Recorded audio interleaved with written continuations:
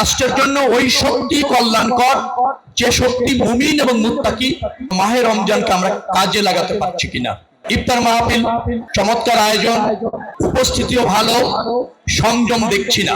কারণ ইফতারের আগ মুহূর্তে যদি এতটুকু সময় আমরা শৃঙ্খলা রাখতে না জানি, তারপরে হলো ছাত্র দলের ইফতার মাহফিল, সেখানে যদি এরকম কিছুটা বিশৃঙ্খলা থাকে, সংযম না থাকে, সংযমের মাসে বছরটা কিভাবে যাবে? অতএব মুমিন মুত্তাকি হওয়ার একটা চেষ্টা রমজান আমাদের থাকা উচিত এবং এটা আমাদের জন্য অবধারিত। রাষ্ট্রের জন্য ওই শক্তি কল্যাণকর যে শক্তি মুমিন এবং মুত্তাকি, যে শক্তি সংযমী, যে শক্তি নিজেকে পরিশোধিত করবার জন্য মাহে রমজানকে কাজে লাগায়। মাহে রমজানের গুরুত্ব আছে রাজনীতিতে। একজন ছাত্র মুসলিম সারাটি বছর কিভাবে চলবে, কি করবে, কিভাবে ভাববে, সেই প্রশিক্ষণ মাস হচ্ছে মাহে রমজান। আমরা এই মাহে রমজানের শিক্ষায় নিজেকে আলোকিত করি, সেই শিক্ষায় নিজেকে নিবেদিত করি। এটা কিন্তু আমাদের গুরুত্ব থাকা উচিত। ঢাকা কলেজের সভাপতি বেশ কিছু দাবি করেছে, এটা যেহেতু আমারই আসনের মধ্যে, এগুলি আমার নজরে আছে, আমলে আছে। ডেফিনেটলি সেটা সমাধান করার ক্ষেত্রে কোনো কার্পণ্য থাকবে না, অগ্রাধিকারের ভিত্তিতে এগুলি আমি সমাধান করব ইনশাআল্লাহ।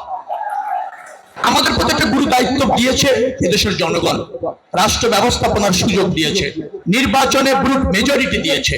এই রাষ্ট্র ব্যবস্থাপনা যদি আমাদেরকে সফল হতে হয়, জনবান্ধব করতে হয়, রাজনীতিকে যদি জনকল্যাণে করতে হয়, তবে আমাদের কিন্তু বেশ কিছু জায়গায় পরিবর্তনের প্রয়োজন আছে। যে রাজনীতি বিদ্যমান আছে তার আচরণগত অথবা অনুশীলনগত পরিবর্তন দরকার, এবং আমি বিশ্বাস করি ছাত্র দলের ছেলেদের মধ্যে দিয়ে সেটা প্রতিষ্ঠিত হবে।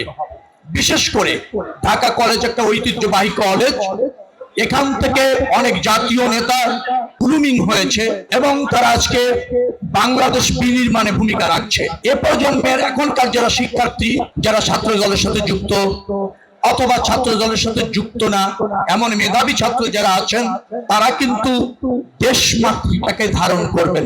রাজনীতিতে আধিপত্য নয়, জনগণের সেবক হওয়ার প্রয়োজন রয়েছে, রাষ্ট্রকে ধারণ করার প্রয়োজন রয়েছে।